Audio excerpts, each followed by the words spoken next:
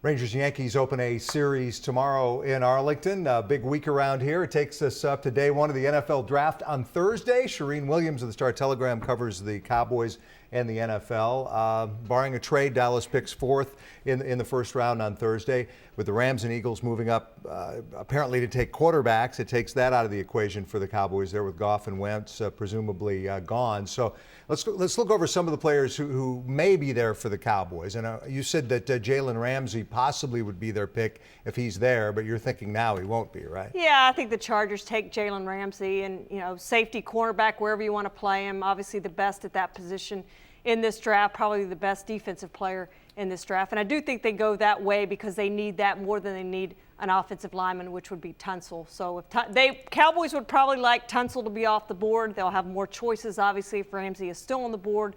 But I think Ramsey's gone at 3. And with the Cowboys at 4, assuming Ramsey's gone, but maybe even if he's there, clearly defensive end is their biggest need. Bosa's been the name from the very beginning, and now after all these developments, he may ultimately be the name at the end. I don't know that it's that sexy of a pick, but when you had 31 sacks last season and signed Greg Hardy to get that done and still didn't get it done, 3 more sacks than you had the year before, I think you have to go defensive end. You have 2 defensive ends who are suspended for the first 4 games of next season, it appears, depending on what happens there with DeMarcus Lawrence's appeal. But it looks like they're both going to be out. You just don't have the bodies. Forget really getting after the passer, which the Denver Broncos showed you that's the way to win the Super Bowls, to get after the passer, after the Seattle Seahawks had shown you that a couple of years ago. So they have to get defensive ends, and I think Bosa has to be the pick. But I do hear there is a segment in that organization right now, the Cowboys organization, that wants to draft Ezekiel Elliott,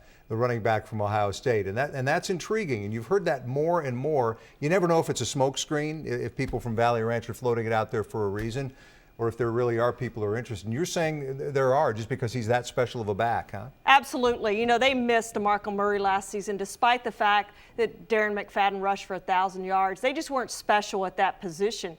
They're serviceable, as you have said, at that position, and I think they can get it done, which is why I think ultimately they go back to drafting a defensive end, because they are not serviceable at defensive end, especially not for those first 4 games of next season. They have to get after the quarterback. They have to be better on defense if they want to do what they think they can do. Offense, I think they're pretty good, and I think they'll be pretty good with Alfred Morris, who they signed in this offseason, and Darren McFadden at running back. Let's go to the quarterback question again. The guys at Dallas maybe would have been tempted to take at 4 will likely be gone. Goff and Wentz.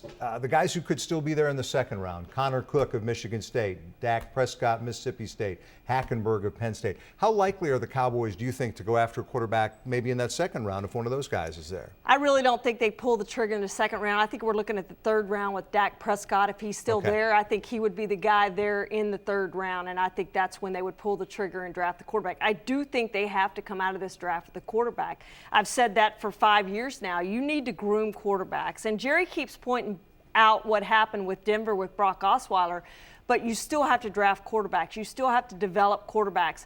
Romo's not getting any younger. He just turned 36 this past week. How many years does he have left? Do we think he's going to play 16 games ever again? He hasn't done that since 2012. You're hoping he does, and Jerry can hope all he wants that he's going to play another 4 or 5 years, but look at what his age is going to be. Is he going to be this good at 40 years old, and is he going to be playing 16 games? At some point in this draft, the Cowboys have to come out of this draft with a quarterback, or it is a failed draft for them. And I agree. They absolutely need to do that. But I was not one of these people who thought they needed to go with a quarterback at number 4. And it kind of amuses me that people agonize over the fact that they've lost this opportunity now. There's going to be an opportunity every year if you want to trade up high enough to get a quarterback that's considered a franchise quarterback. And plus, they've got all their eggs in that Romo basket right now. They just got to hope he stays healthy for a couple more years.